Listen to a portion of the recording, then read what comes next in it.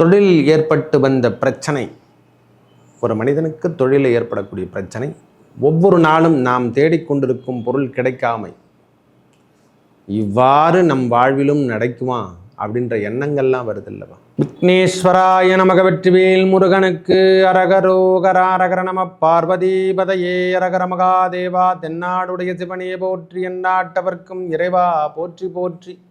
உங்கள் அமைதியான அனந்தலை வாழ்த்துவதற்கு வேலாயுதத்தின் நன்றி கலந்த வணக்கத்தை தெரிவித்துக் கொண்டு இந்த பதிவினை காண இருப்பது என்னவென்றால், 2024 நடைபெறக்கூடிய குரு வக்கர பயிற்சி 9/10/2024 முதல் அப்போ தான் ஆரம்பிக்கிறது வக்கர பயிற்சி. 4/2/2025, அதாவது எப்படி சொல்கிறதுன்னா, அடுத்த ஆண்டு 2ஆம் மாதத்துலேருந்து குரு பகவான் வக்கர நிவர்த்தி அடையக்கூடிய நாட்களாக இந்த 118 நாட்கள் குரு பகவான் வக்கரகதிக்கு இருந்து ஒவ்வொரு ராசிக்கும் மேஷம் முதல் மீனத்துக்கு வரைக்கும் எவ்வாறு பலாபலங்களை வழங்க போகிறார் என்று பார்ப்போம் வாருங்கள்.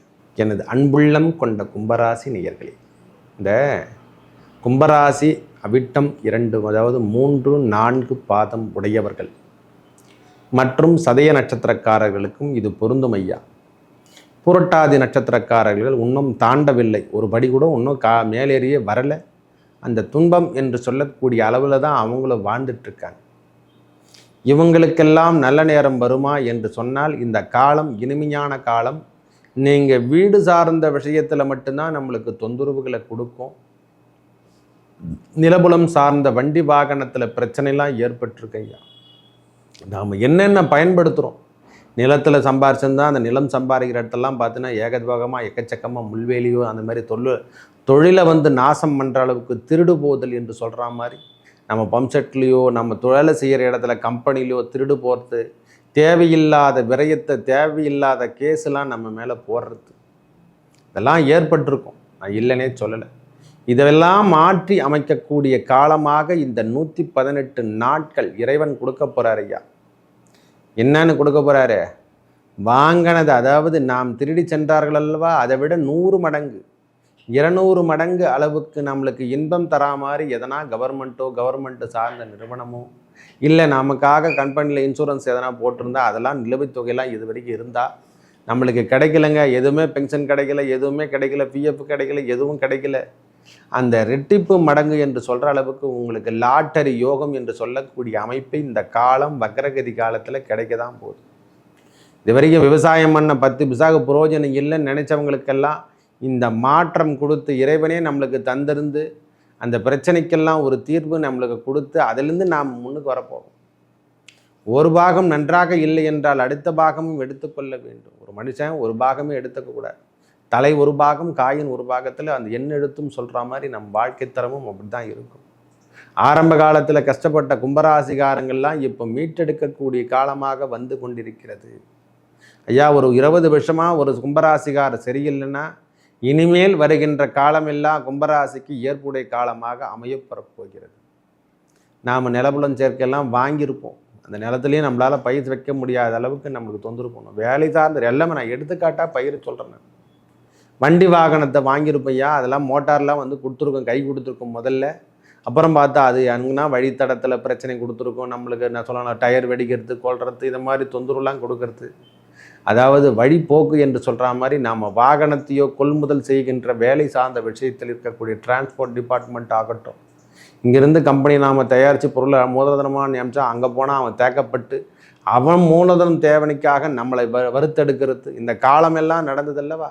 இனிமேலெல்லாம் அதெல்லாம் மாற்றி அமைச்சிருவீங்க. நீங்கள் திருப்பியும் பழைய நிலைமைக்கு கொண்டு வரக்கூடிய காலமாக இந்த காலம் 118 நாட்கள் நம்மளுக்கு ஆரம்பிச்சிருச்சு. நல்ல நேரம் என்று எடுத்துக்குங்க ஐயா.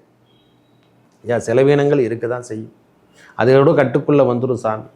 நம்ம பிள்ளைகள் சார்ந்த விஷயத்துலேயோ நாம் உடல்நிலையில் வந்த பிரச்சனைகள் ஐயா, நம்ம தேவையில்லாத விஷயத்துக்கெல்லாம் கூட போயிருப்போம். கும்பராசிக்காரங்க ஆன்மீகம் சார்ந்த விஷயத்துக்கு ஓடிட்டுருப்பாங்க.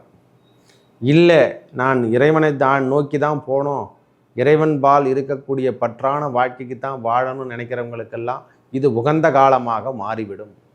நாம் தவறான விஷயத்துக்கு நாம் கையெடுத்தோன்னா அதுவே நம்ம தவறான பாதைக்கு அழைத்து சென்று விடும். அது ஆரம்பம்தான். வழியின் ஆற்றுப்படுக்கை முதல்ல எது ஆரம்பிக்குதோ அதுதான் கடைசி வரைக்கும் சென்று நீர்நிலைகளில் சேர்க்கக்கூடியது.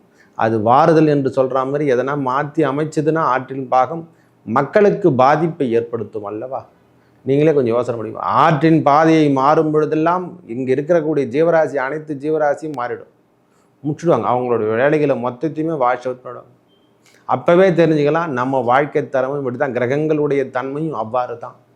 4ஆம் இடத்தில் என்று சொல்லக்கூடிய இடத்துல சுக்கிர பகவான் வீட்டில் இவர் வக்கரகதி பெறுவதால் நிலபுலம் சேர்க்கையில் இருந்து வந்த பிரச்சனை, இது வரைக்கும் தந்தையாருக்கோ தாயாருக்கோ அல்லது நாம் சார்ந்த விஷயத்தில் இருந்து வந்த உடல்நிலையில் இருந்து வந்த பிரச்சனை அதிகரித்து கடைசி நேரத்தில் நிறைவு பெறும். அதாவது இந்த காலத்தில் அதிகப்படுத்தி காமிச்சு அதை அவங்க உடல்நிலையில் வந்த பிரச்சனை கூட நீடித்து அப்புறம் கடைசி நேரத்தில் தான் அதை நிவர்த்தி அடையும் ஐயா. மற்றும் நிலம் சார்ந்த விஷயமோ வண்டி வாகன போக்குவரத்தில் ஏற்பட்டு வந்த பிரச்சனைகள் கூட நல்ல விதமான சுமூக அமைப்பை பெற்று நல்ல ஒரு முன்னேற்றத்தை காணலாம்.